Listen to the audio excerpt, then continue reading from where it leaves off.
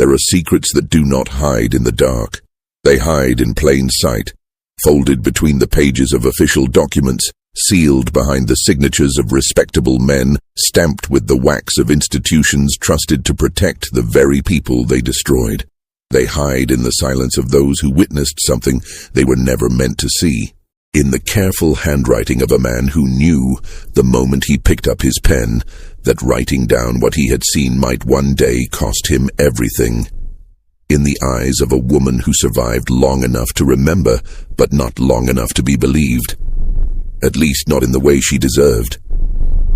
Every now and then, a letter surfaces, not from the archives, not from the deliberate preservation of scholars, but from the walls of a building, from beneath the floorboards of a room that was supposed to be demolished, from a rusted tin box that someone, out of fear, out of desperation, or out of a stubborn, desperate hope that the future would be different from the present, buried in the ground and left for time to find. When that letter surfaces, it carries with it the weight of everything that was done to make sure it would never be read. This is the story of one such letter. A letter that a man named Elias Voss wrote in the spring of 1871, in a small federal office in the Virginia countryside, while rain tapped against the window and the smell of tobacco drifted in from the room next door.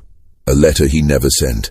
A letter that describes, in precise, meticulous, almost unbearably calm language, what he witnessed being done to an entire community of freed people, and who ordered it, and who carried it out, and why, and exactly how thoroughly everyone involved believed they would never, in any world, be held accountable. For 16 years, that letter did not exist. Then a young journalist named Thomas Dray found it, and the world it described came rushing back like floodwater through a cracked dam. What you are about to hear is not a ghost story.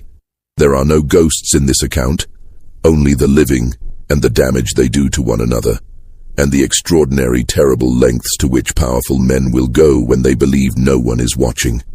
Pay attention, because the most frightening thing about this story is not what happened. It is how easily it almost never came to light. Thomas Dray had not planned to become a journalist.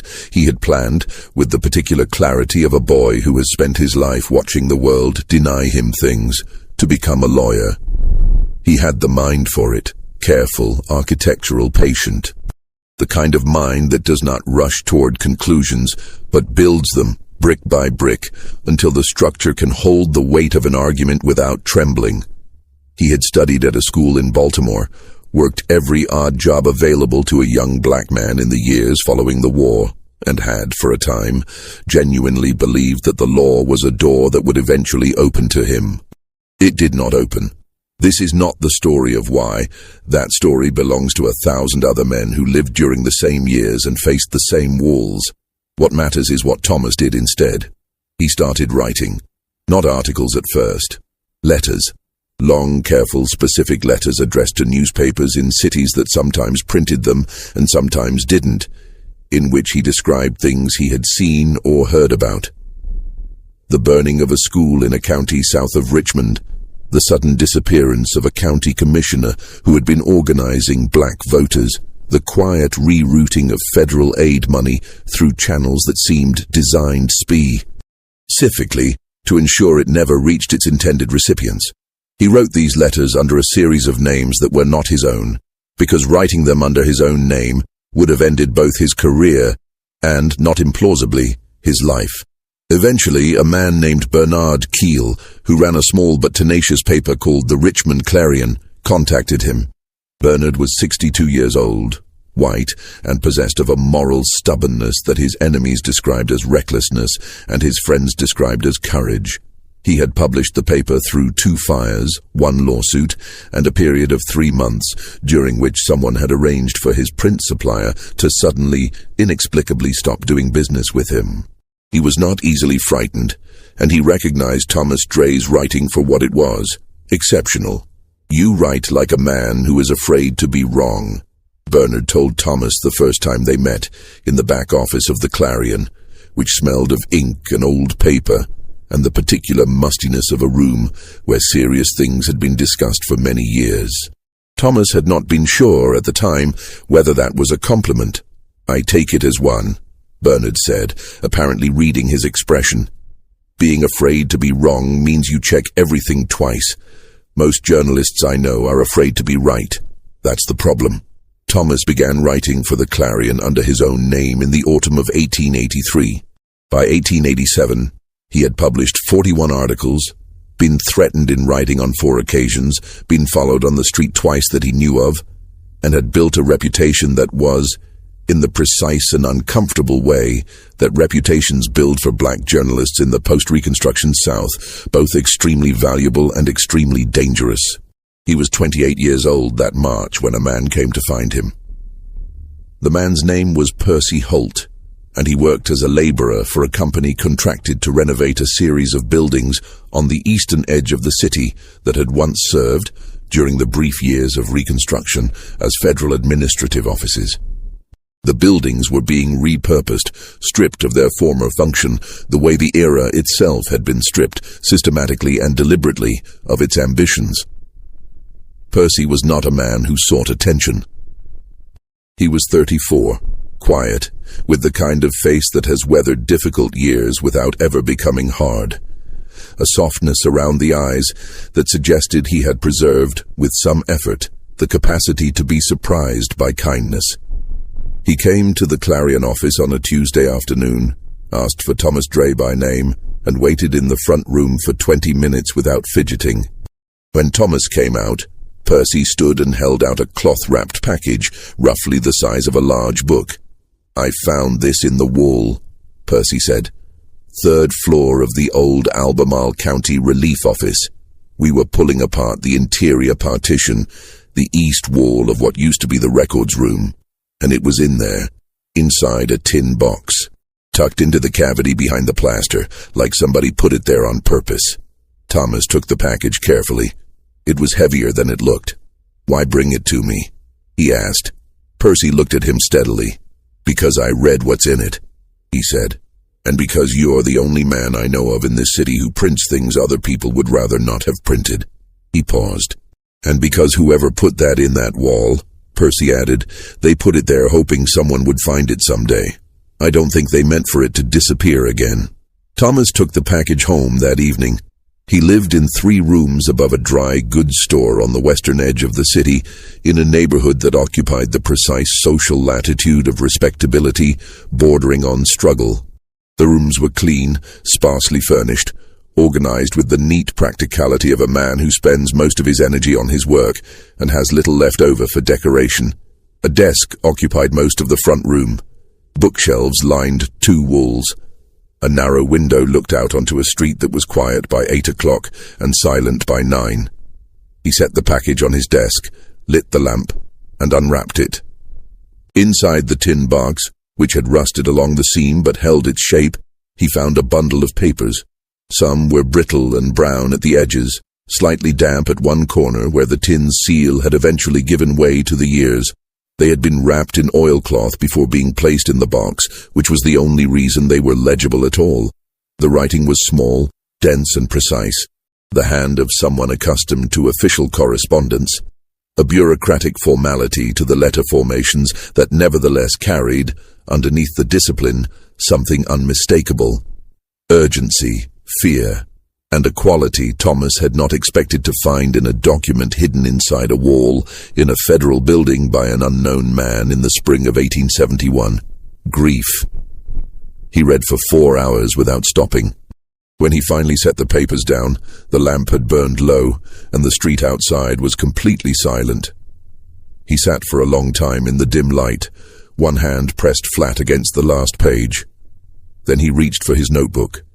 The letter, for that is what it was, a letter addressed to no one specific, or perhaps to everyone specific, depending on how you read the salutation, which simply said, "To whoever finds this, and to the truth that deserves to exist somewhere even if it cannot exist in the light," had been written by a man named Elias Voss. Elias Voss, Thomas would later piece together, had been a mid-level functionary in the Bureau of Refugees, Freedmen, and Abandoned Lands, what most people called simply the Freedmen's Bureau. He was 37 years old in 1871, a native of western Pennsylvania, married to a woman named Clara, father of 2 daughters he almost never mentioned in his letter, but whose names appeared once near the end, with a weight that made Thomas stop reading and stare at the wall for a full minute. He was not a hero. This is important to understand about Elias Voss, because the temptation, when reading what he wrote, is to cast him in a role that the story cannot honestly support. He was a man of moderate convictions and considerable professional caution, who had spent the previous 4 years doing work that ranged from genuinely useful to administratively futile, in conditions that ranged from merely difficult to occasionally dangerous, for an institution that was, by 1871, well into the process of being systematically dismantled by the political forces that had never won. Tedded to exist in the first place. He had, by his own account, looked the other way before, not out of cruelty, not even entirely out of cowardice, but out of that particular moral exhaustion that comes to men who work within systems, when the system makes clear that looking straight ahead is the only strategy that allows you to continue existing within it long enough to do any good at all. He had convinced himself, the way such men do, that small daily compromises were the price of long-term effectiveness. That staying in his position, keeping his head down, processing the paperwork in front of him, and not the paperwork he was not supposed to see, that this was a form of service. That the alternative, speaking up, making noise, becoming the kind of man who ended up reassigned to a field office in the Tennessee mountains or quietly removed from the rolls entirely, served no one. He had convinced himself of this for 4 years, and then he went to Hollow Creek. What Hollow Creek was not a town in the formal sense. It had no post office, no official designation on any county map from that period that Thomas could find. And he looked. It was a community, which is a different thing. A collection of approximately 230 people, most of them formerly enslaved, who had come together in the years immediately following the war on a parcel of land in the southwest corner of Albemarle County. The land had a complicated legal history, as most land in that part of Virginia did during those years. A portion of it had been abandoned by its previous owner, a man named Henry Greer, whose family had held the property since the 1820s, and who had, according to county records, left Virginia in the summer of 1865 under circumstances that were never fully clarified. Another portion had been formally allocated under Bureau authority in 1866, when the Bureau still had the legal standing and, more importantly, the political support to make such allocations mean something.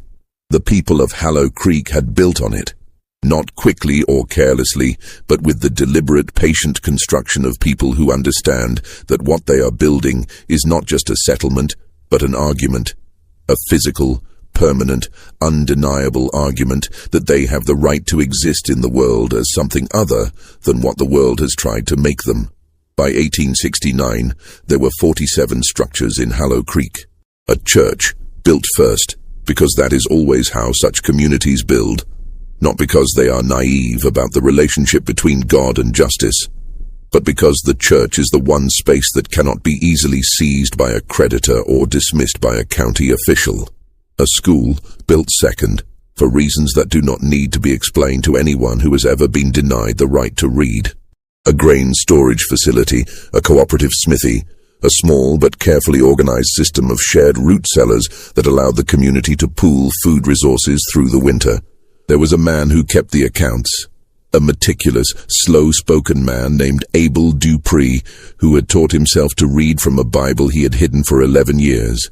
And who maintained the community's financial records with a precision that would have impressed any bank examiner. There was a woman named Ruth Colby, who had become the de facto administrator of the school, not because she had been formally educated, she had not in any conventional sense, but because she had a gift for teaching that several people described, independently and unprompted, as the closest thing to miraculous they had ever witnessed in an ordinary person. Ruth Colby was 41 years old in 1871.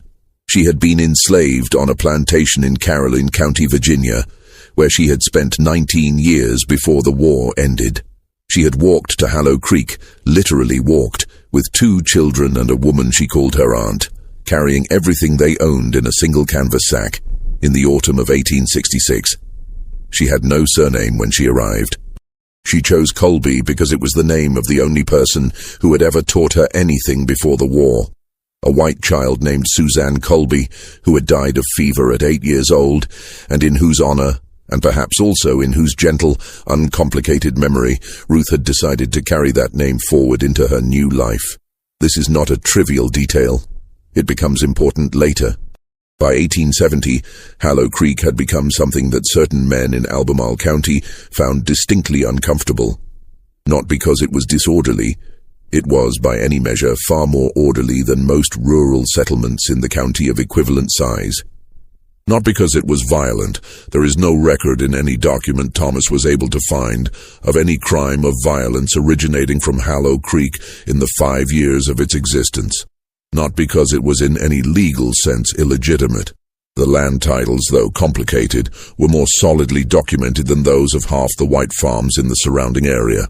It was uncomfortable because it was successful. Because 230 people who had been told explicitly and implicitly and in every language available to a society that wishes to communicate such things that they were incapable of self-governance. Those people had built something that governed itself, fed itself, educated its children, maintained its own records, and gave every indication of intending to continue doing so. Indefine. Idly. This was not what certain men had planned. Thomas Dray's investigation into the events described in Elias Voss's letter would eventually produce a precise accounting of the machinery that had been assembled to destroy Hallow Creek. But Elias, in his letter, had already named the essential components. There were 3 men at the center of it. The first was a man named Warren Nance. Nance held the title of County Land Assessor for Albemarle County, a position that sounds modest and administrative and is, in the particular political geography of post-war Virginia, nothing of the sort. The county land assessor determines what land is worth and how that value is calculated, and which prior claims on a given parcel are considered legally valid and which are considered procedurally defective and therefore void.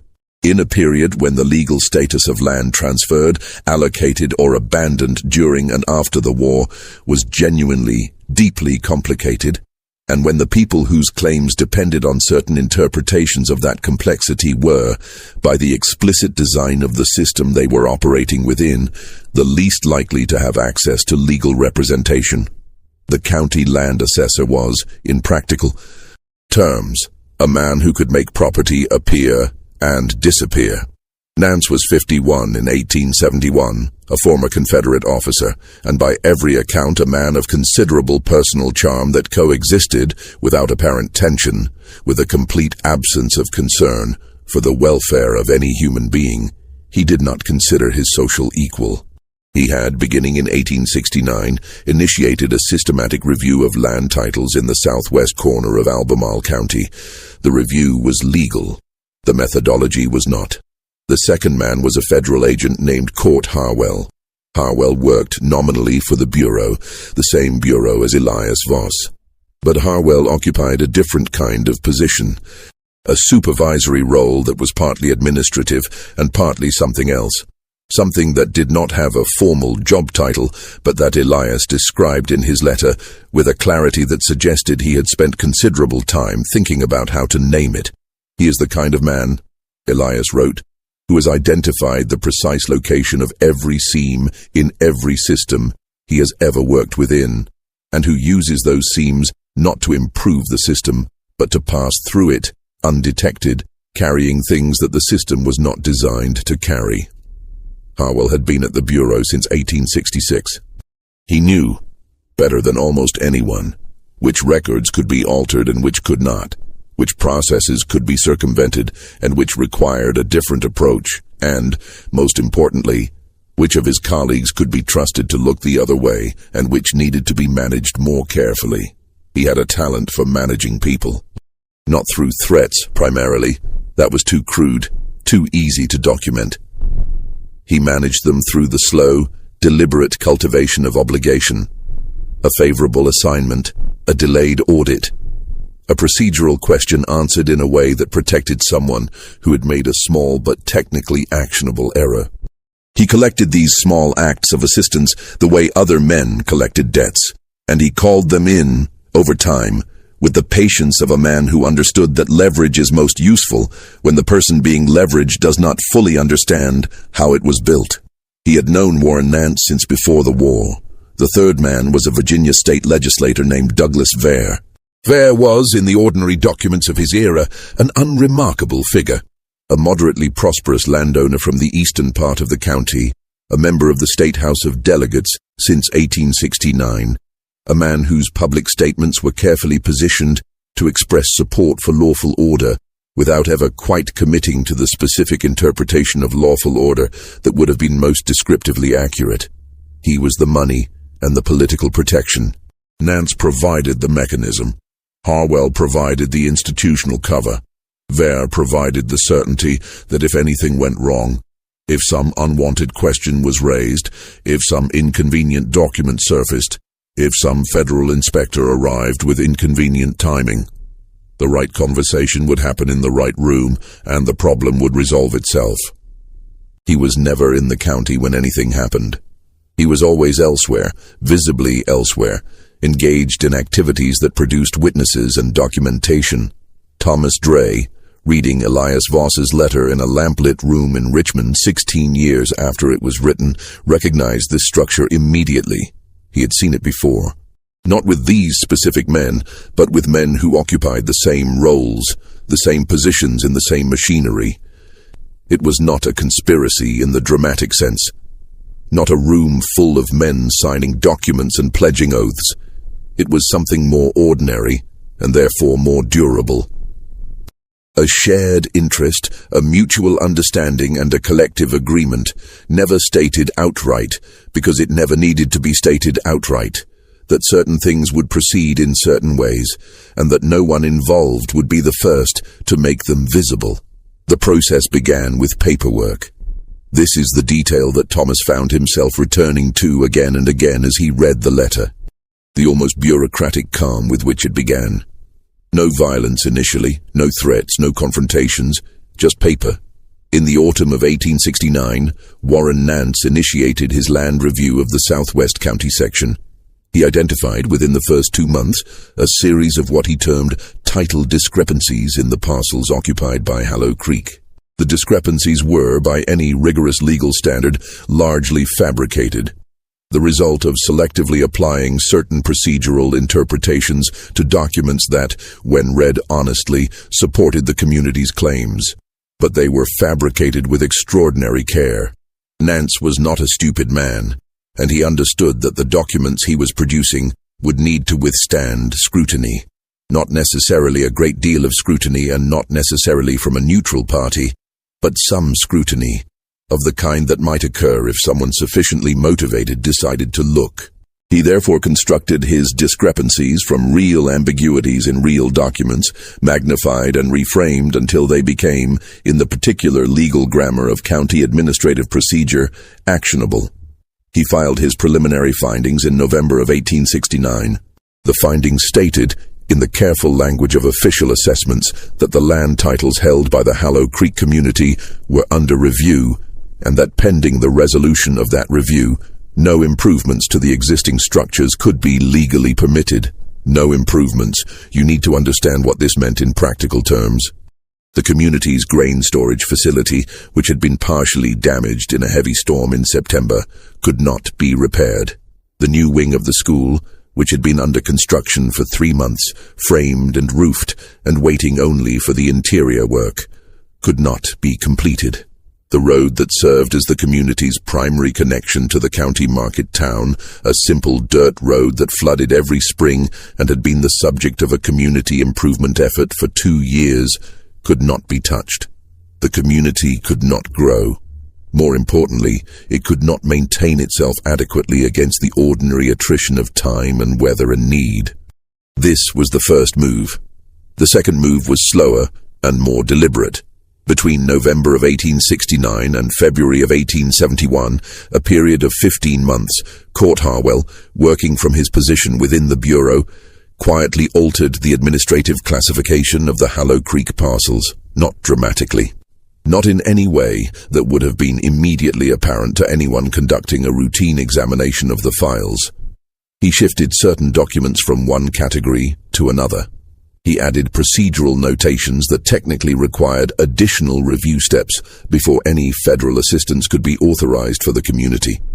He delayed responses to inquiries. He rerouted correspondence. None of these actions, taken individually, would have been enough. Any one of them could have been attributed to bureaucratic backlog, administrative oversight, the ordinary dysfunction of an overextended and underfunded federal agency. Together, they formed a seal. The community of Hallow Creek, which had been legally entitled to certain forms of federal protection and assistance under the Bureau's mandate, found itself, by the spring of 1870, in a situation where every request for assistance produced a response explaining that additional documentation was required, that the matter was under review, that the appropriate official had not yet been able to end to it, that the community should continue to be patient. The community was patient. This is perhaps the detail that Elias Voss returned to most painfully in his letter. The patience. The way the people of Hallow Creek continued, through the first year of the review and into the second, to work within the system, to file the correct forms, to send polite and well-documented appeals, to believe, because what alternative was there to believing, that the system, in the end, would acknowledge what was true and act accordingly. Abel Dupree filed 23 formal requests with the Bureau between January 1870 and March 1871. Each one was received, acknowledged with a form letter, and then disappeared into the administrative structure that Harwell had carefully constructed. Ruth Colby wrote 6 letters directly to the Bureau's district superintendent. 4 of them are in the record. Thomas Dray found them. Not the originals, but copies that Ruth had kept in her careful, self-taught hand, in a small book that would eventually become one of the most important documents in Thomas's investigation. The letters are not angry. This is what makes them almost impossible to read for anyone with a functioning conscience. They are precise, thoughtful, and scrupulously reasonable. They describe specific problems: the flooded road, the grain storage, the children who had nowhere adequate to study during the winter months, the elderly members of the community who needed medical attention that the community could not provide without assistance. They provide documentation. They offer to provide more.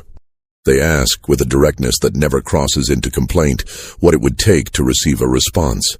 None of them received one. In March of 1871, Douglas Vere introduced a bill in the Virginia House of Delegates.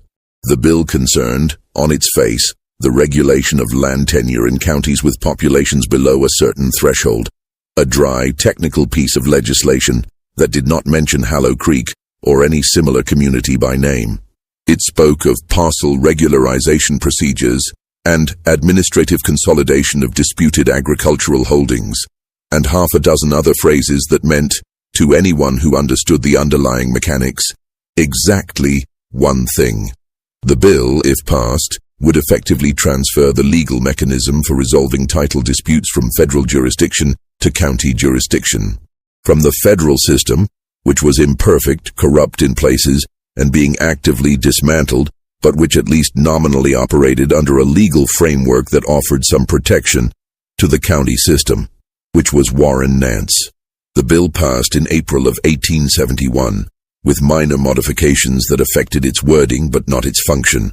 By the time it did, Elias Voss was already in Hallow Creek. The visit had not been Harwell's idea. This is worth understanding. A field inspection of the Hallow Creek area had been requested, not by anyone within the Bureau, where Harwell's influence was sufficient to have suppressed it, but from above. A federal investigator named George Alden, based in Washington, who had received a copy of one of Ruth Colby's letters through channels that Harwell had not anticipated and could not fully explain afterward. Alden was the kind of official who creates problems for people like Harwell simply by doing his job correctly. He was meticulous, politically independent, and possessed of the particular tenacity of someone who had survived long enough in federal service to have stopped caring about the opinions of people who wanted him to stop asking questions. He did not have the resources or the jurisdiction to conduct the inspection himself. He assigned it to the nearest bureau office with available personnel. The nearest bureau office with available personnel was Elias Voss's. Harwell had not been informed in advance. He learned about the assignment after Elias had already received it, which meant that by the time he understood what was happening, there was no clean way to prevent it without creating exactly the kind of visibility he had spent 2 years avoiding. He managed the situation the only way he could, given the constraints. He made sure that the inspection was framed as routine. He made sure that the paperwork accompanying it included, among the standard documents, several carefully prepared summaries of the title discrepancy findings that would, if read uncritically, suggest that the issues at Hallow Creek were of a familiar and relatively minor administrative character.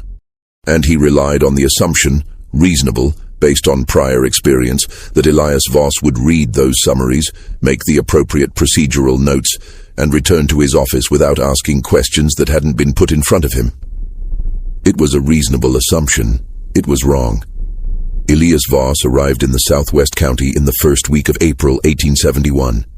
He traveled with a bureau clerk named Simon, a young man from New Jersey who had been with the office for 8 months and who Elias described in his letter as conscientious in the way that young people are conscientious before they learn what that will cost them.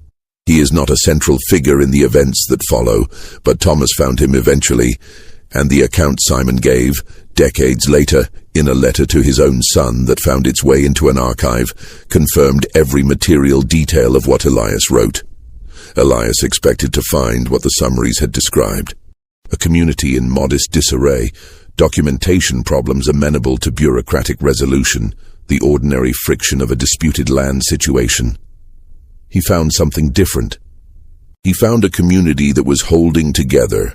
And holding together, he wrote, not because the pressures on it were manageable, but because the people within it had decided, with a collective and unanimous stubbornness that I can only describe as magnificent, that they would not allow it to fall apart, regardless of what it cost them. He met Abel Dupree on the second day of his visit. Dupree walked him through 16 months of filed requests, organized in order by date, cross-referenced with the form letters of acknowledgement that were the only responses they had received. He did this without heat, without accusation, with the same quiet, meticulous precision with which he maintained the community's financial records, simply laying out, document by document, what had been done and what response had followed. Elias took notes. He met Ruth Colby on the third day. She was teaching a class of 11 children in the church because the school wing, half-finished, roofed but unwalled on 2 sides, was too cold and too exposed for regular use. She dismissed the children early when she saw Elias arrive because she recognized the bureau identification he carried, and she had things to say to a bureau inspector that she did not want the children to hear. What she said was not accusation exactly. It was something more measured, a systematic account of the 2 years since the review had begun, delivered in a tone that was entirely controlled, and from which any trace of pleading had been deliberately and visibly stripped. She told him about the grain storage. She told him about the road. She told him about the 3 members of the community who had died the previous winter from illnesses that adequate medical access might have prevented. She told him about the children who had left, families that had given up and moved, scattered to cities or to other states, because the pressure had become unsustainable. She told him that when she had written to the bureau, she had believed that someone would read her letters and respond. That for a year she had continued to believe this, that she had eventually stopped believing it, not because she had given up hope, but because she had come to understand that the absence of response was not an accident or an oversight. It was a policy. "I want to know," Ruth Colby said to Elias Voss in the church at Hallow Creek in the first week of April 1871, "whether you are here to help us or to document us."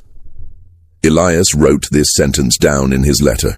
He wrote it down, and then he wrote, in the small, precise hand of a man, choosing his words with unusual care.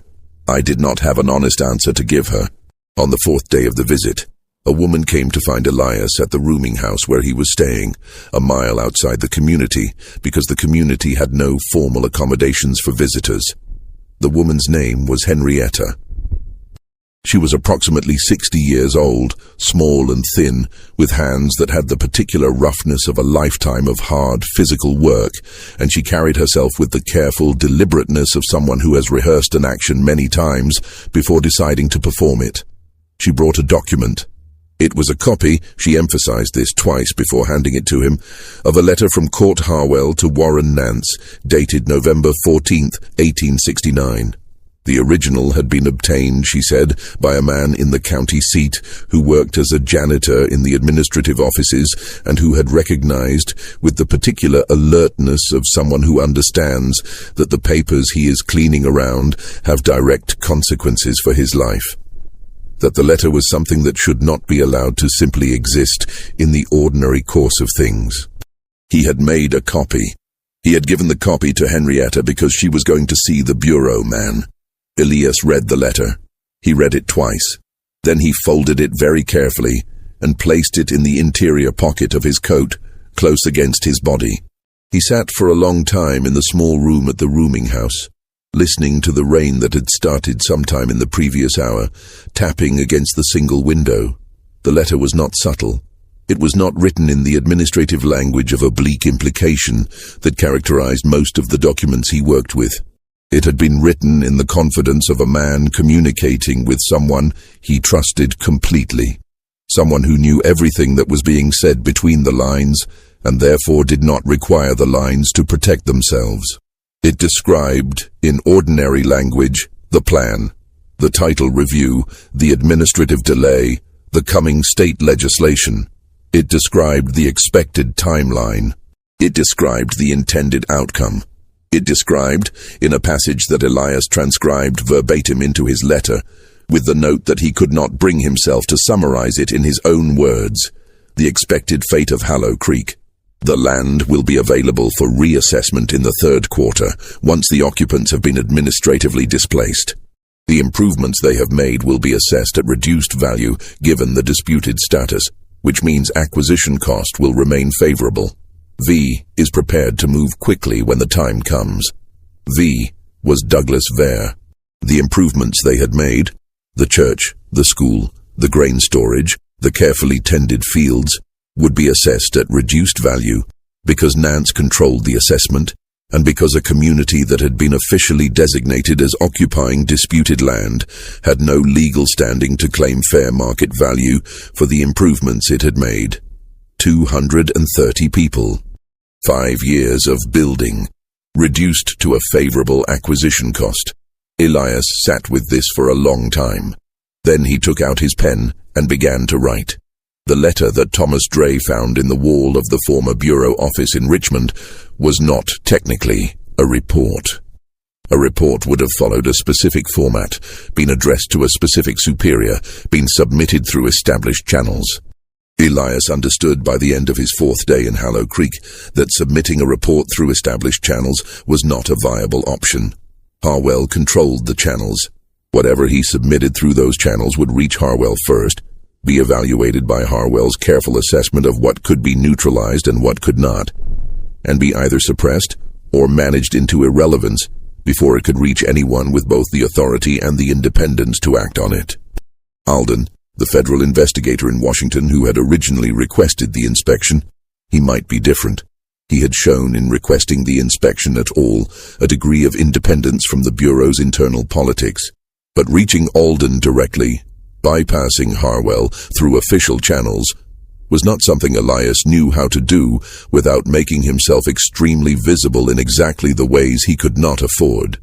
So he wrote a letter, not to anyone specific, or rather, to anyone specific enough to understand it. Anyone who knew how the Bureau worked, who could read the names and understand what they meant, who would recognize the significance of the copied Harwell-Nance correspondence that Elias included, transcribed in full, within his own letter.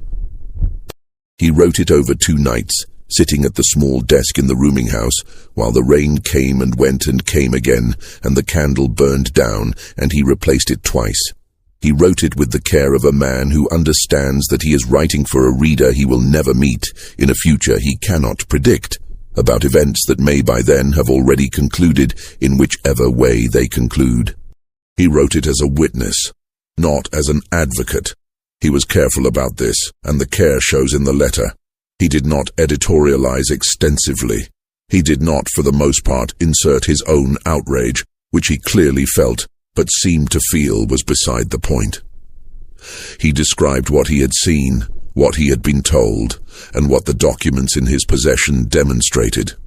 He described Ruth Colby and Abel Dupree, and the 16 months of unanswered requests, and the 3 people who had died, and the children who had been taught in a half-finished school building in the cold, because the process designed to protect them had been turned into a weapon against them. He described Nance and Harwell and Vere, and how the 3 pieces fit together. He included the transcribed letter.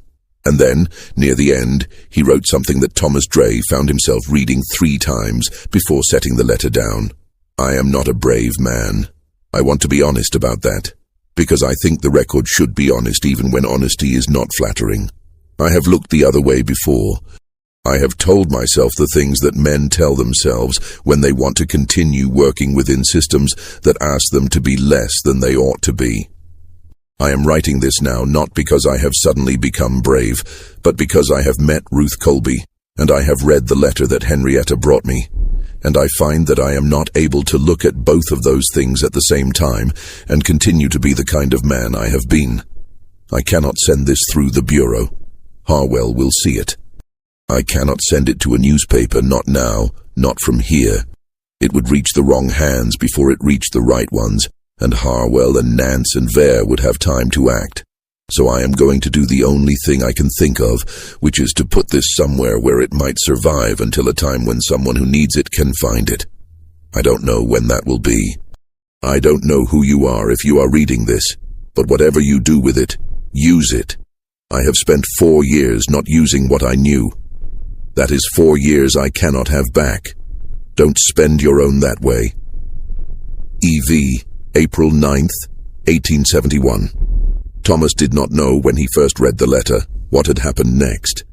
He did not know whether Elias Voss had managed to do anything else, whether the letter had been the entirety of his action, or whether he had tried something more direct and been stopped. He did not know yet what had happened to Hallow Creek. These were the questions he spent the next 6 months trying to answer. Thomas Dray was a methodical investigator by temperament and training, and he approached what he had found the way he approached every story, not by leaping immediately to the most dramatic possible interpretation, but by following the evidence from the beginning and building toward the conclusion it actually supported, rather than the one he had initially assumed. He knew several things from the letter itself. He knew the names: Voss, Nance, Harwell, Vere. He knew the location: the southwest section of Albemarle County, a community called Hallow Creek. He knew the time frame: the autumn of 1869 through at least April of 1871, with the state legislation passing in the same month. He knew what had been intended. He did not know what had actually happened. The first thing he did was establish which of the principals were still alive. Warren Nance had died in 1879 of a heart condition, according to the county death records Thomas obtained through a contact in the Albemarle County Courthouse. He had continued to serve as land assessor until 1876, when he had been appointed to a supervisory position at the state level, a promotion before his health had deteriorated. Douglas Vere was still alive. He was no longer in the legislature.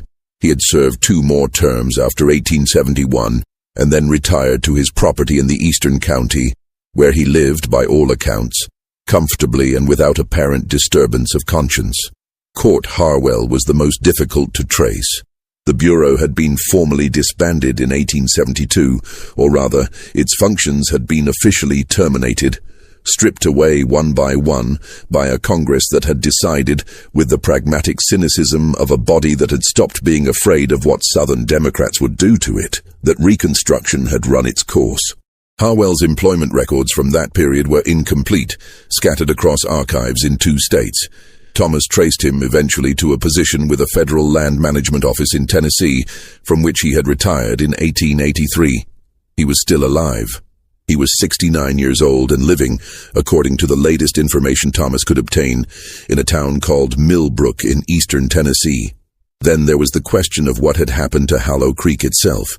Thomas could find almost nothing in official records, not because the records had been destroyed, though some had, but because a community that had been officially designated as occupying disputed land, and that had been administratively erased from the Bureau's active case files, and whose legal existence had been reduced to the status of an unresolved procedural question, occupies a very faint footprint in the documentary record.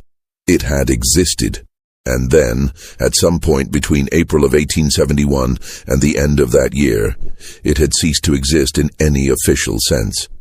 What Thomas could not determine from documents was the answer to the question that Ruth Colby had asked Elias Voss: what had actually happened to the people? Had they simply left? Under pressure, under the combined weight of the title review and the administrative delays and the impossibility of maintaining a community that could not legally repair its own buildings, had they simply reached a point of collective exhaustion and dispersed? Or had something more active, more direct occurred? This was the question that took Thomas into the county in June of 1887. Then he traveled by train to Charlottesville and hired a horse from a stable there. He had brought his notebook, his pen, and a copy of the relevant portions of Elias Voss's letter, transcribed in his own hand, because the original was too fragile to carry. He had also brought Bernard Keel's letter of introduction, which identified him as a correspondent for the Clarion, and which he had no particular illusion would offer him any protection if he needed protection. The southwest county was quiet in June, in the way that rural Virginia countryside is quiet in early summer. A heat that settles into the landscape and mutes everything, birdsong and breeze, and the distant sound of farm work, all filtered through a thickness of warm air that seems to thicken sound rather than carry it. He found Hollow Creek, or what remained of it, on the second day.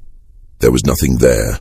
This requires a moment to understand, because nothing is a description that can be misleading.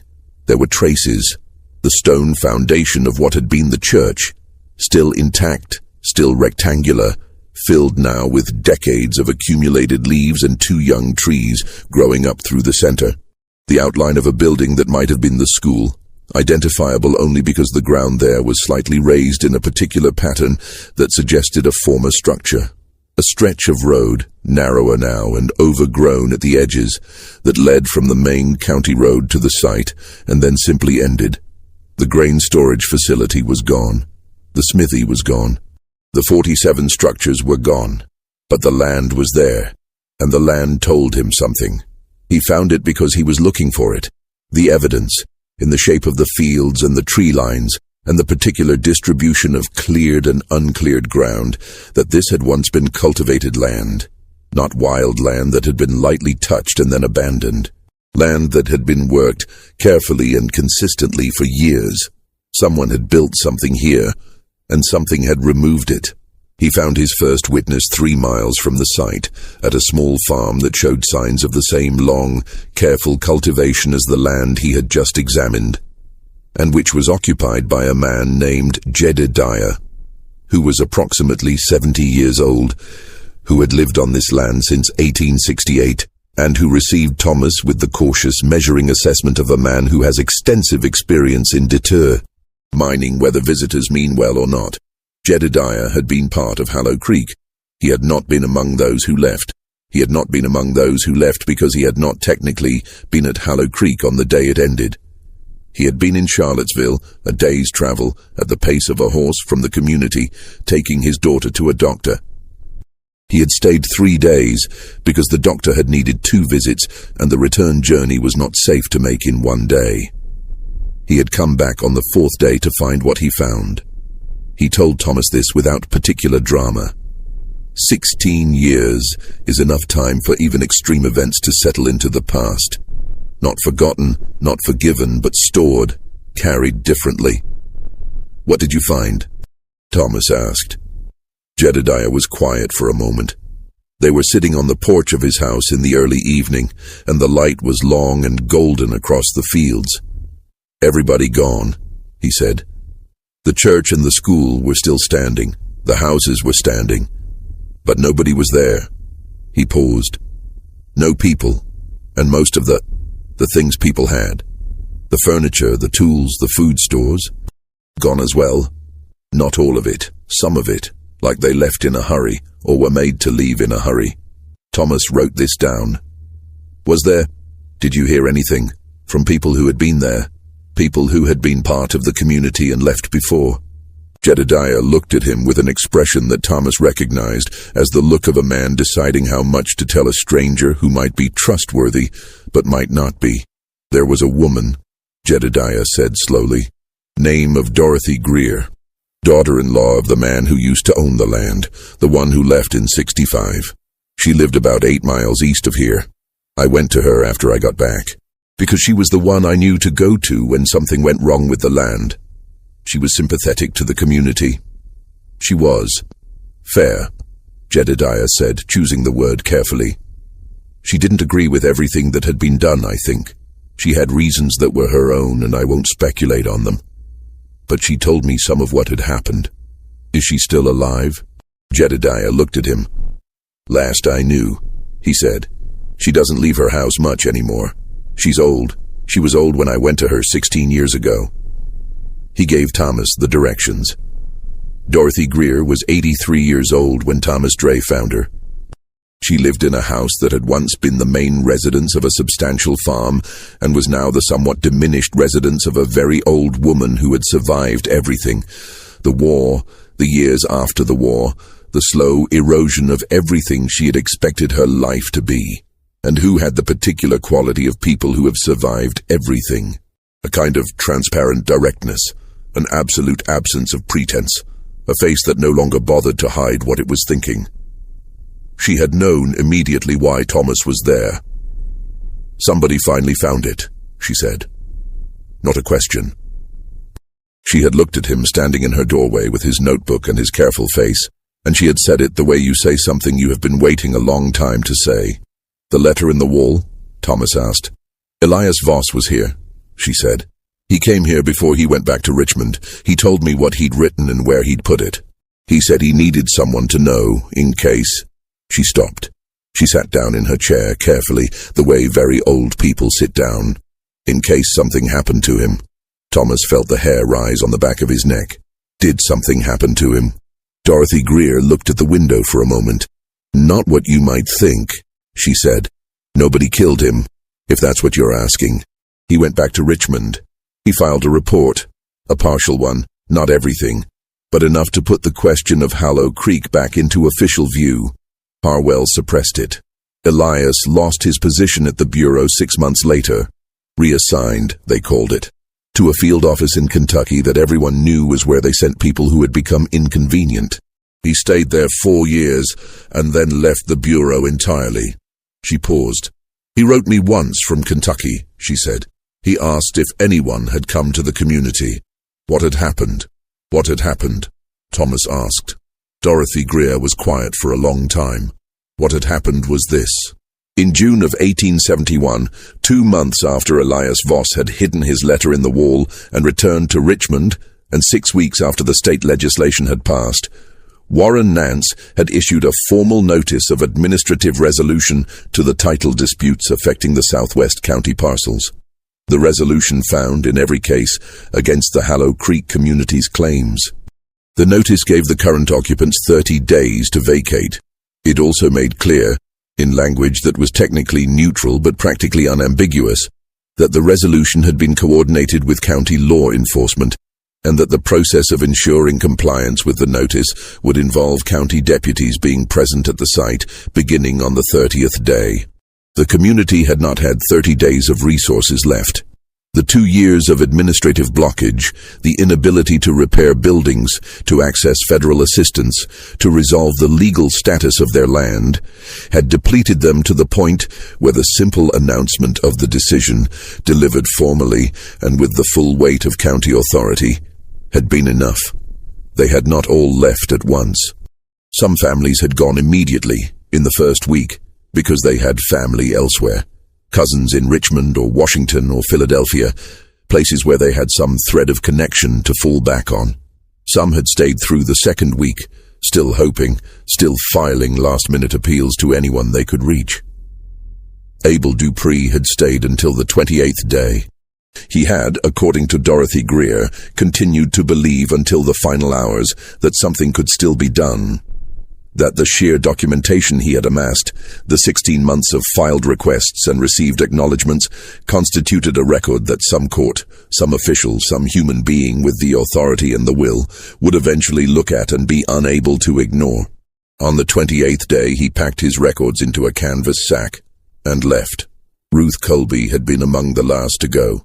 Dorothy knew this because Ruth had come to her, not to ask for anything precisely, not to appeal or to argue, but because, and Dorothy said this quietly, looking at the window, not at Thomas, because Ruth Colby had wanted someone outside the community to hear what had happened, to have it said, out loud, to a witness, to exist somewhere in someone's memory.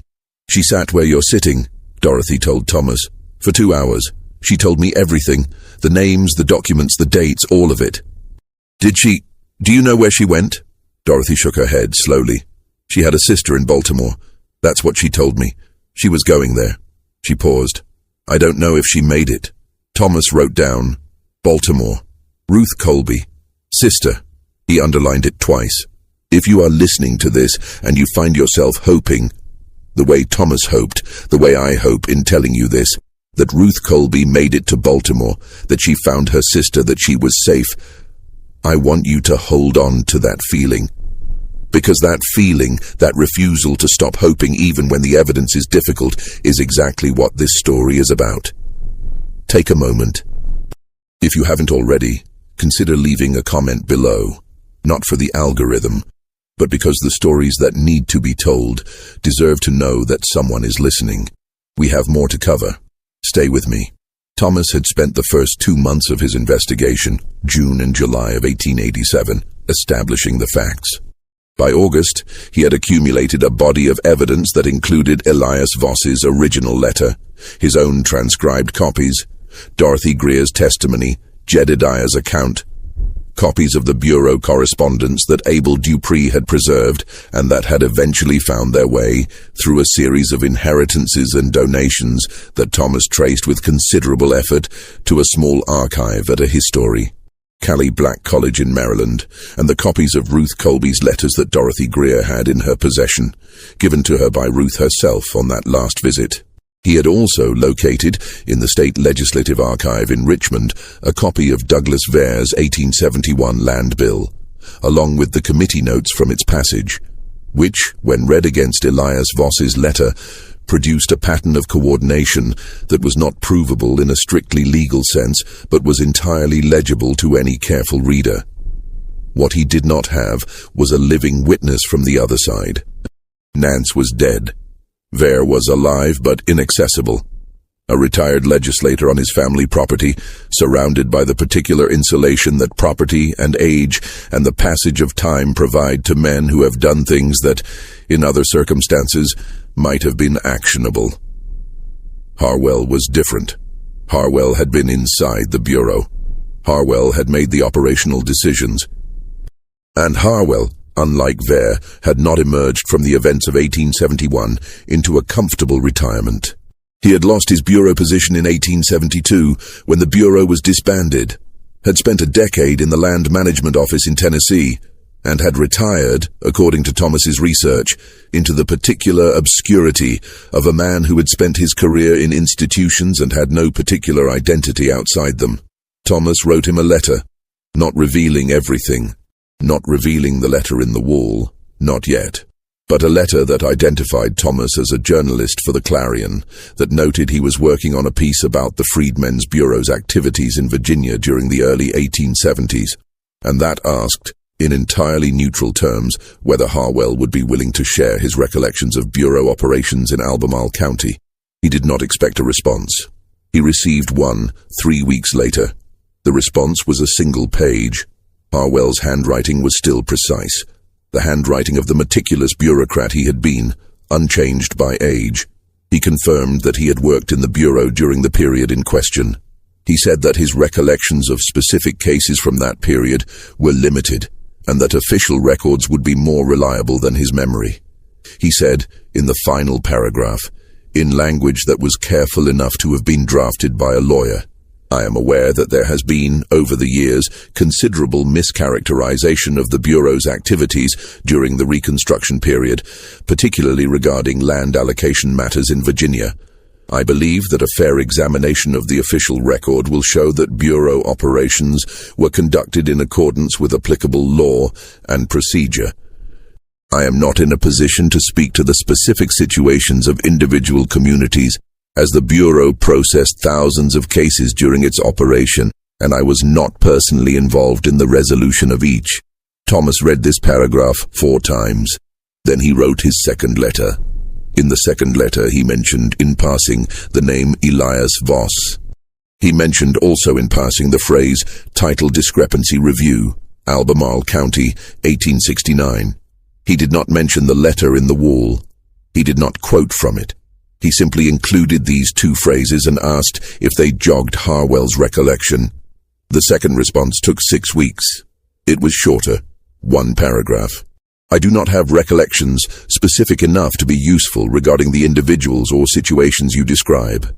I would caution against relying on the accounts of individuals who may have had personal grievances regarding Bureau decisions, as such accounts often reflect the perspective of a party to a dispute, rather than an accurate representation of the legal and administrative record. I wish you well in your research, but am not in a position to assist further. Thomas filed this letter carefully in his growing collection of documents. He recognized what it was, a man managing his exposure, not confessing, not denying, but positioning, creating a record, for himself and for Thomas both, of what he had and had not said. He set it aside and continued building his case without Harwell. Thomas traveled to Baltimore in September of 1887.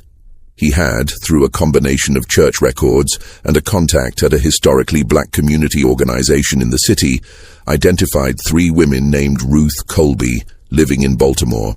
2 of them were immediately eliminable. 1 was too young. 1 had lived in the city her entire life. The 3rd was 61 years old, had lived at her current address since 1874, and worked, according to the church records, as an assistant teacher at a school in the northwestern part of the city. She was alive. Thomas arrived at the school on a Wednesday afternoon in the first week of September, and waited in the entrance hall until the school day ended. He could hear, from the room at the end of the hall, the sound of a lesson in progress. A voice reading aloud, slowly and clearly, the kind of careful pacing that experienced teachers use when they want every student in the room to follow along without exception. The lesson ended. Children came out. Children. The last one out was accompanied by a woman who stood in the doorway, watching them go with an expression of focused attention, making sure each of them departed safely, noting which ones left alone, which were met. She was 61 years old.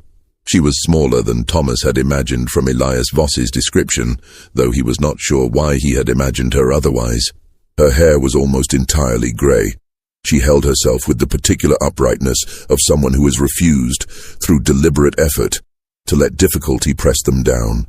She looked at Thomas. "You're from Richmond," she said. Not a question. She had noticed something in his manner, his clothes, the way he stood, some marker of origin that she had read immediately. "I'm from a paper called The Clarion," Thomas said. "I write for it. My name is Thomas Dray." She studied him for a moment. "Come in," she said. They sat in the empty classroom for 2 hours while the afternoon light moved across the floor. Ruth Colby had not expected to ever speak about Hollow Creek to a journalist. She had not expected, in a more fundamental sense, to speak about Hollow Creek to anyone who was in a position to do something with what she said. She had talked about it over the years, to her sister, to close friends, to the pastor of her church, who had known her since she arrived in Baltimore. But talking about it to someone who might write it down, who might put it in front of readers, who might make it, the word she used which Thomas wrote down immediately and kept, real in the way that printed things are real, that was something different. She said this. She said it directly, the way she did everything, not as a warning, not as a condition, but as an acknowledgement of what was at stake. I will tell you everything, she said, all of it. But I want you to understand that I have been waiting a long time for someone to ask. Thomas understood. He nodded. Then let me ask, he said. What Ruth Colby told him confirmed everything in Elias Voss's letter and added to it in ways that Thomas had not anticipated. She described the 2 years of administrative delay with the same precision she had described it to Elias in 1871. Not because she had memorized it, but because it was the kind of experience that does not leave. The specific texture of waiting, of filing, of receiving form letters that acknowledged receipt and promised attention and delivered nothing. The particular cruelty, she said, of a system that uses its own procedures as a weapon, because the weapon looks like process, like paperwork, like law, and you cannot fight a weapon that looks like law without appearing to be against law itself. She described the 30-day notice. She described the day it arrived. She did not describe, in any graphic or detailed way, the final days at Hollow Creek, but she described, and this is what Thomas had not fully understood from Elias's letter, the community meeting that took place in the church after the notice was received. The whole community, all 230 of them, those who were left, because some had already gone. 3 hours in the church. Abel Dupree had presented the options as he saw them, in the same methodical way he presented everything. They could contest the resolution in court, but they had no lawyer, no funds to hire one, and the county court was, in the most direct possible sense, not a neutral party. They could appeal to federal authorities, but the Bureau was the federal authority, and the Bureau had demonstrated over 16 months exactly what it intended to do. They could stay past the 30-day deadline and wait to see what happened. But the notice had included the reference to county deputies, and they knew what that meant. Or they could go. The meeting lasted 3 hours and ended without a formal vote, because there was no formal vote that could be taken. What happened instead was what Ruth described as a kind of slow, collective, agonizing arrival at the truth that the choice had already been made for them, and that what remained was only whether they would pretend otherwise until the end. People began to leave the following day, not all at once, not like a stampede, like water finding its way out of a container with a crack in it, slow at first, then faster, as each departure made the next one more plausible and more necessary. Ruth stayed until the 27th day. She was the last one out of the church. She locked it. She still had the key, she told Thomas. She had had it for 16 years. She kept it in a small wooden box on the shelf above her desk in the classroom. And she walked to the road, and she began the long journey to Baltimore. She did not look back. She said this carefully, with the deliberateness of someone who has examined this detail over many years.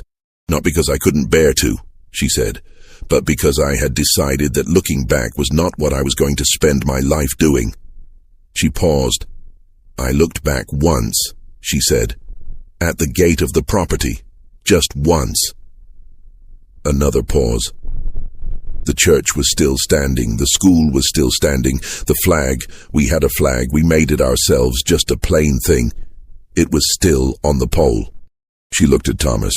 I want people to know we built something real, she said. Whatever happened to it, it was real.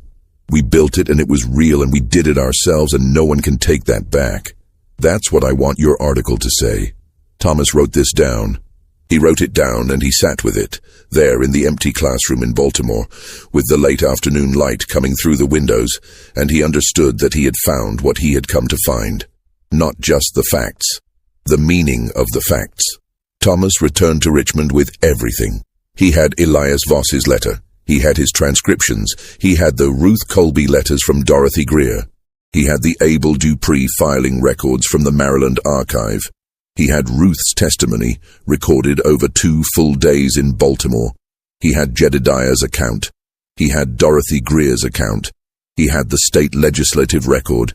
He had Harwell's 2 carefully evasive letters. He began in the first week of October to organize it all for publication. Bernard Keel had, in the months since Thomas had brought him the letter, been quietly enthusiastic, which for Bernard meant a slight brightening of his usual composure and a tendency to arrive at the office earlier than usual. He had read everything Thomas had gathered and had formed the same judgment Thomas had formed, that this was, in the particular vocabulary of journalism, a documented story. Not speculation, not hearsay. A documented, sourced, corroborated account of events that had occurred, with named individuals and verifiable records. They were planning a 4-part series. On the 14th of October, Thomas came to the office and found his desk had been broken into. The original letter, the letter in the wall, the Voss letter, the physical document that Percy Holt had found in the partition of the old bureau building, was gone. Nothing else had been taken. The desk had not been ransacked. The drawers had been opened carefully and searched, and the one item that was missing was the only item whose absence would matter. On the desk, where the letter had been, was a card. Plain white card, the kind available at any printers. On it, in block letters that were clearly designed to be unrecognizable as any particular individual's hand. Some things are better left in the walls. Thomas stared at this for a long time. Then he picked it up carefully by the corner and put it in his notebook. He looked at the card for a moment before closing the notebook. The message was not, primarily, a threat. It was a demonstration. Someone wanted him to know that they knew what he had and where he kept it, and that they were capable of taking it. The point was not the letter. The point was that he was being watched. The point was that he was vulnerable. The point was that he should understand, without any further elaboration being necessary, what it meant to continue pursuing this story. Thomas sat down at his desk. He thought about Elias Voss, sitting at a desk in a rooming house in the southwest county, listening to the rain. He thought about the phrase, "Don't spend your own that way." He opened his notebook, and he began to reconstruct, from memory and from his transcriptions, every word of the original letter. This is a detail that when Thomas wrote about it later, he described with the particular embarrassment of someone recounting something that sounds more heroic than it felt in the doing of it. He had not memorized the letter deliberately, but he had read it so many times in so many circumstances, late at night at his desk, on the train to Baltimore, in the mornings before the office opened, reading and rereading the specific passages that described what he had come to think of as the hinge of the whole story, that he discovered, when he sat down to reconstruct it, that he knew more of it than he expected. Not all of it. There were sections, particularly the more technical passages describing the procedural details of the title review, where he had to work from his transcriptions rather than direct recollection. But the central passages, the ones that constituted the heart of Elias Voss's testimony, were in him in a way that surprised him. The passage about Ruth Colby. The passage about the Harwell-Nance letter. The final section, "I'm not a brave man." He wrote from memory without consulting anything. He worked for 3 days. When he finished, he had 11 pages. Not every word of the original, but the substance of every section, verified against his transcriptions where they existed and supplemented, where they did not, by his recollection.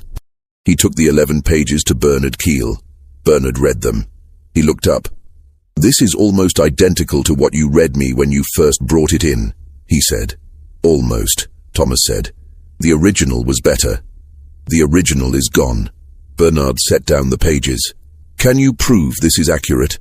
Can you demonstrate that it's a genuine reconstruction and not a fabrication?" This was the essential question. Thomas had thought about it for 3 days, during and between the work of reconstructing the letter. The answer was not perfect. An original document, authenticated and preserved, would have been better. But a reconstructed document, supported by the Ruth Colby letters that he still had, supported by Dorothy Greer's account of her conversation with Voss, supported by Jedediah's testimony, supported by the Abel Dupree filing records, A reconstructed document with all of that corroborating evidence around it was not nothing. It was, in fact, a great deal. "It's not enough to prove it in a court of law," Thomas said, "but it's enough to publish." With the corroboration, Bernard Keel looked at him for a long moment. "If we publish this, and someone challenges the reconstruction, then they're challenging my memory," Thomas said. "And I have 11 pages of supporting evidence for my memory." Another long moment. Bernard picked up the pages again. "Get me a copy of the Verlan bill," he said, "and write up your interview with Ruth Colby in full. Every word she said. I want the Dupree filing records verified with the archive in Maryland in writing. And I want Dorothy Greer to sign a statement confirming what she told you about Voss's visit." "I'll have all of it," Thomas said. "Then we'll publish," Bernard said. Thomas had one additional resource that he had not yet fully used. Percy Holt, the laborer who had found the letter in the wall, the man who had brought it to the Clarion in the first place, had not only read it, he had also, Thomas learned during a second conversation, recognized something in it.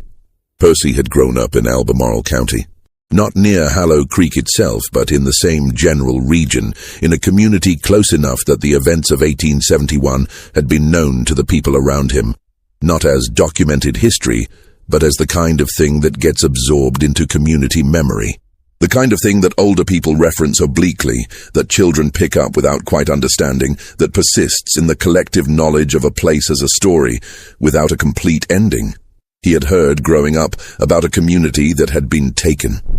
He had not known the name Hallow Creek. He had not known the specific mechanism.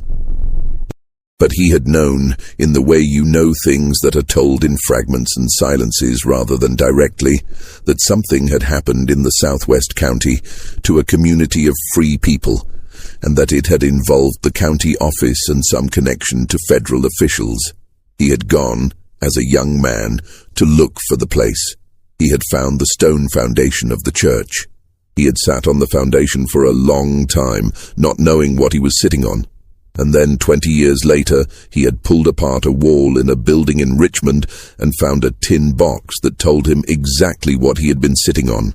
Percy Holt agreed to be quoted in Thomas's article. He agreed also to allow Thomas to include a brief account of finding the letter, not just as a journalistic provenance detail, but as a story in itself. A man who grew up knowing something had happened, finding the evidence of it 20 years later in a wall.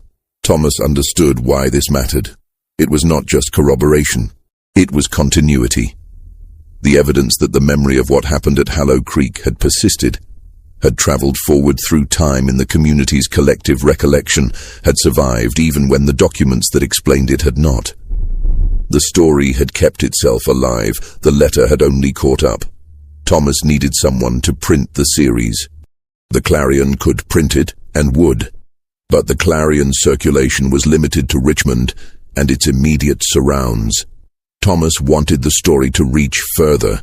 He wanted it in northern papers, in papers read by federal officials, in papers read by the kind of people who could, if moved to act, make the story into something more than a historical account. Bernard had connections. Old connections, built over decades of operating at the uncomfortable intersection of journalism and political inconvenience, to a network of newspaper editors in cities from Washington to Boston. He sent the piece, in advance of publication, to 7 editors in that network. 6 declined. 1 said yes. The editor who said yes was a woman named Eleanor Fisk, who ran a small but widely respected abolitionist successor paper called the Northern Record out of Philadelphia. She was 67 years old, had been publishing for 30 years, and had the particular quality of editors who have spent decades deciding what is and is not worth the risk. She read the piece in one sitting, wrote Bernard a letter the next day, and agreed to co-publish the series simultaneously. When Thomas learned this, he spent a full minute simply sitting with the feeling of it, the recognition that something that had been hidden in a wall for 16 years was about to be read in 2 cities at once. The first article in the series appeared in the Clarion on a Saturday morning. It was titled, simply, "A Letter Found in a Wall, The Destruction of Hallow Creek and the Men Who Ordered It." It ran 4 columns, front page. It included Thomas's reconstruction of the Voss letter. identified explicitly as a reconstruction with the explanation of why the original no longer existed. It included direct quotations from Ruth Colby, Dorothy Greer, and Jedediah, all named. It included a summary of the Abel Dupree filing records and what they demonstrated. It included a description of the Harwell-Nance letter as transcribed by Elias Voss, and a description of the Vere legislation and its timing. It named names. All of them. Warren Nance, deceased. Court Harwell, retired, living in Millbrook, Tennessee. Douglas Vere, retired, living in Albemarle County. By Monday morning, 3 things had happened. A lawyer representing Douglas Vere had delivered a letter to the Clarion office asserting that the article contained false and defamatory statements and demanding a retraction. A letter had arrived at the Clarion from a federal archivist in Washington who had read the piece in a copy forwarded by a colleague and who stated, in careful but clearly excited language, that the Bureau records he had access to appeared to contain material consistent with Thomas's account, and that he would be willing to share his findings. And a woman had come to the Clarion office, had asked for Thomas Dre, and had waited in the front room until he came out. She was approximately 45 years old. She introduced herself as Clara, daughter of Elias Voss. He had died in 1879. An illness, she said, from the years in the Kentucky field office. She had kept everything he had left, including, she said, opening the bag she had brought, the original copy of the Harwell-Nance letter that Henrietta had given him in April of 1871. Not Elias's transcription. The original copy, the one made by the janitor in the county administrative offices in 1869, the one that had changed Elias Voss's life. She placed it on Thomas's desk. Thomas looked at it for a long moment. It was exactly what Elias had described. The date, November 14th, 1869, the handwriting, the specific phrasing, acquisition cost will remain favorable, that Elias had quoted verbatim. My father told us, Clara said quietly, before he died. He told us he had put a letter in the wall. He said he didn't know if anyone would ever find it. He said if they did, and if someone came asking. She paused. She looked at Thomas. He said if that happened, to give them everything we had. Thomas looked at the document in front of him. He looked at Clara Voss. Thank you, he said. It was not enough. He said it anyway. The legal threat from Vere's lawyer produced a 40-page rebuttal from Bernard Keel, written in the elegant, precise prose of a man who had spent 30 years writing things designed to withstand exactly this kind of challenge. The rebuttal cited, document by document, the evidence supporting every material assertion in the article. It included prominently the original Harwell-Nance letter, which had arrived just in time to be added as an appendix. No lawsuit was filed. Vere did not speak publicly about the article. He issued, through his lawyer, a statement saying that the article's characterizations were false and that the legal questions regarding Hallow Creek had been properly resolved in accordance with applicable law. He made no specific denial of any named fact in the piece. He died in 1891, at the age of 78, on his property in Albemarle County. His obituary in the local paper did not mention Hallow Creek. Court Harwell wrote Thomas a third letter. It arrived 6 weeks after the publication. It was 3 pages long. It did not confess anything in a legal sense. It did not admit to specific wrongdoing. But it was. Thomas read it very carefully twice before deciding what to do with it. Something that was not, precisely, a denial either. Harwell wrote, in the careful, managing language that characterized everything he had written, that the situation at Hallow Creek had been more complex than any retrospective account can fully represent, that the Bureau had operated under extreme constraints of both resource and political reality, that decisions that may appear, from the perspective of later years, to have been harmful were made within a context that was extraordinarily difficult to reconstruct fairly from the outside. He wrote that he had, in the best judgment available to him at the time, made decisions he believed were consistent with his institutional responsibilities. He did not say he was sorry. He did not say the community of Hallow Creek had been wronged, but he had written 3 pages to a journalist in Richmond who had published a story naming him, and those 3 pages said something, even in what they did not say. Thomas published the letter in full as part of the 4th and final installment of the series. He added, as an editorial note at the end, a single paragraph of his own. Mr. Harwell's letter describes complexity. What it does not describe is Ruth Colby teaching 11 children in an unfinished building in the cold, because the process designed to protect her was being used to destroy her. It does not describe Abel Dupree filing 23 unanswered requests with the faith that truth, properly documented, would eventually produce a response. These are not complexities. They are choices made by specific men for specific reasons, with specific and documented consequences. The community of Hallow Creek deserves to exist in the historical record, not as a complexity, but as what it was. A place that free people built and that other men dismantled, and that 16 years later found a voice in a wall. Thomas wrote to Ruth Colby when the series concluded. He told her that the series had produced a response from the federal archivist, that additional bureau records consistent with the account had been located, and that there was, in certain circles in Washington, a renewed interest in examining the administrative record of Bureau land operations in Virginia. He told her that he did not know what would come of it. He was honest about this. In the climate of 1887, in the precise political landscape of the post-Reconstruction South, and the country that had allowed Reconstruction to be dismantled without significant resistance, he could not honestly promise that documentation would produce justice. What he could tell her was that the story existed, that it was in print, that the names were in print, that the documents were in print, that what had happened at Hallow Creek was no longer something that only existed in the memories of the people who had experienced it and the isolated accounts of a few witnesses. It was in the record, Ruth wrote back. Her letter was brief, 4 paragraphs. Thomas kept it for the rest of his life.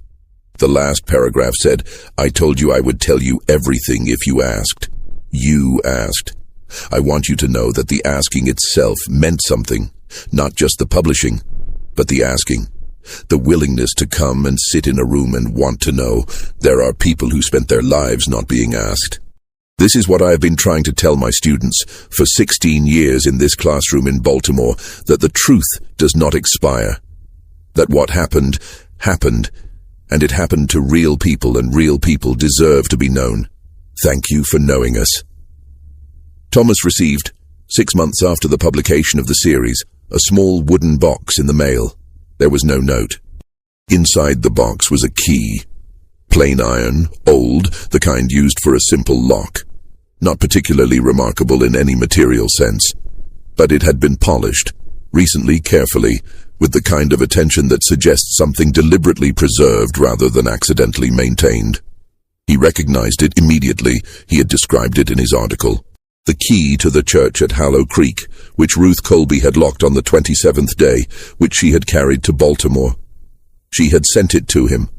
Thomas did not know for a long time what to do with it. He kept it on his desk where it sat among his papers and notebooks, visible every day. He did not write about it. He did not publish a follow-up. He simply kept it. There is a record in the papers Thomas Dray eventually donated to an archive at the end of his career of this key. It is catalogued among his personal effects in a small wooden box, with a note in Thomas's handwriting attached. Church key. Hallow Creek, Virginia. St. 1866. Community of free people. Dismantled 1871 by administrative process. Given to me by Ruth Colby. Baltimore, Maryland, 1888. Kept here so that Hallow Creek continues to exist somewhere. There is a particular kind of violence that does not leave marks on bodies, that does not announce itself with noise, that arrives in the Morning Post, official and stamped, and destroys in the language of procedure what more dramatic methods would have destroyed in the language of force, and is preferred by the people who employ it, precisely because it produces no blood to be accounted for, no marks to be photographed, no evidence of the kind that witnesses can point to and name. Warren Nance and Court Harwell and Douglas Vare did not, to the best of the evidence available, personally harm any of the 230 people of Hallow Creek. They did not need to. They had access to something more efficient. A system that could be aimed, calibrated, and fired by the turning of bureaucratic wheels, the filing of procedural notations, the insertion of a carefully worded phrase into a land assessment document. They used the system as a weapon, and the system was an excellent weapon because it looked like process, because it spoke in the language of law, because anyone fighting it appeared, to anyone not paying close attention, to be fighting law itself. Elias Voss understood this. It is why he wrote what he wrote. Ruth Colby understood it. It is why she kept copies of everything.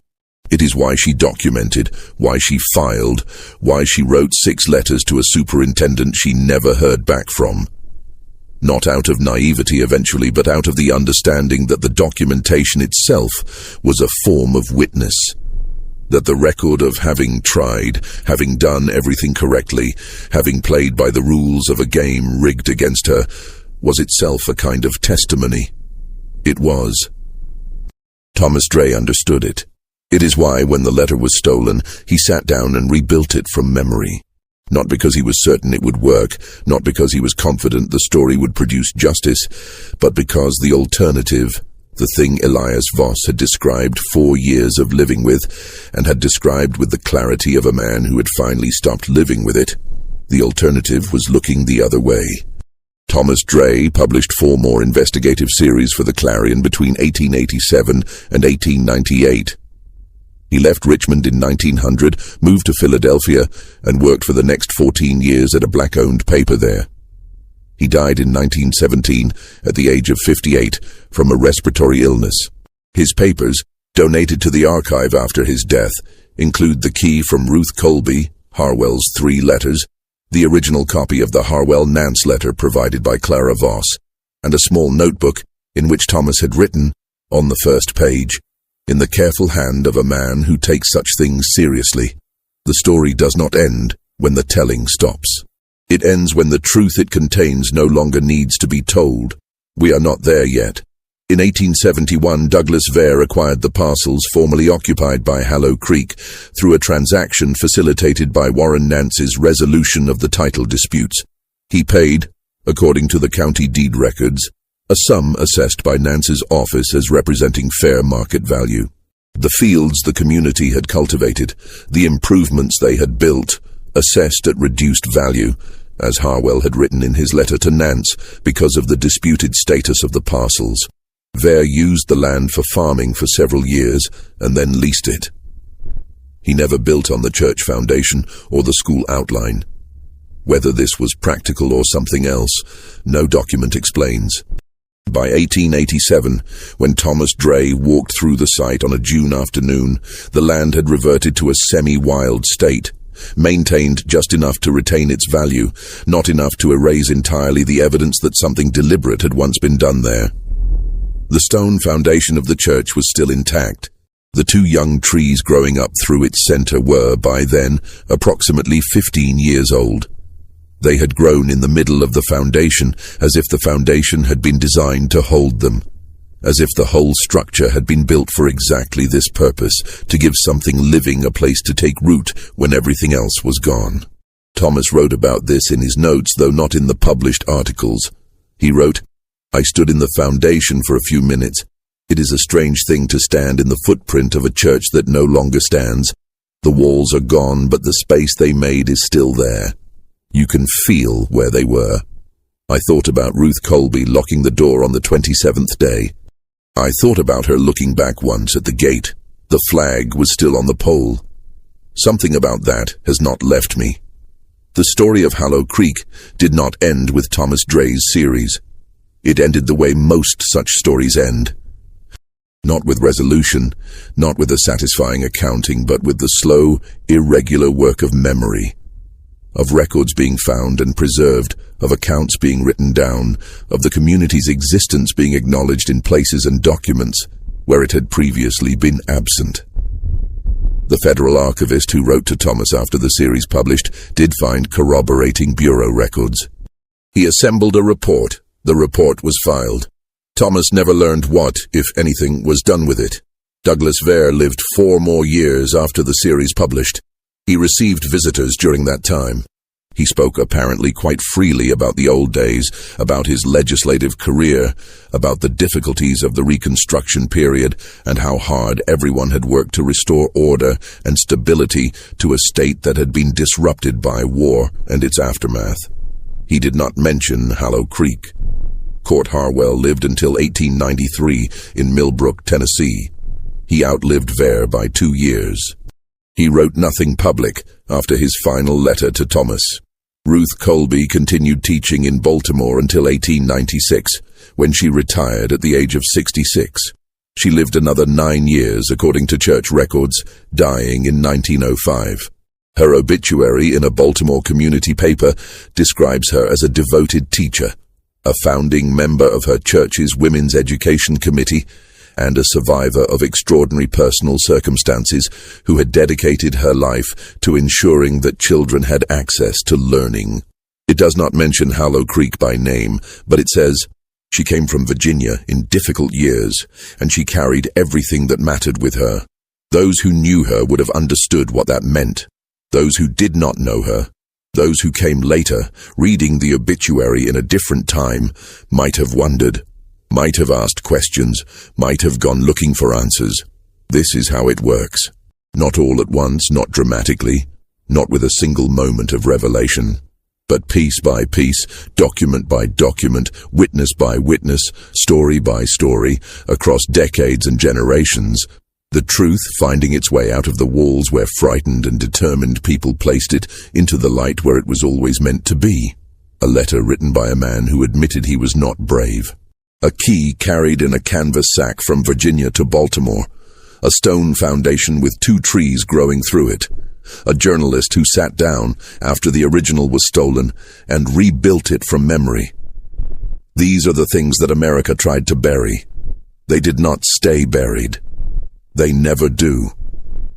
If this story reached something in you, if Ruth Colby's words, or Elias Voss's letter, or Thomas Dre's refusal to stop left a mark, then you are exactly who this channel exists for. Subscribe if you haven't already. Leave a comment. Tell me which part of this story stayed with you.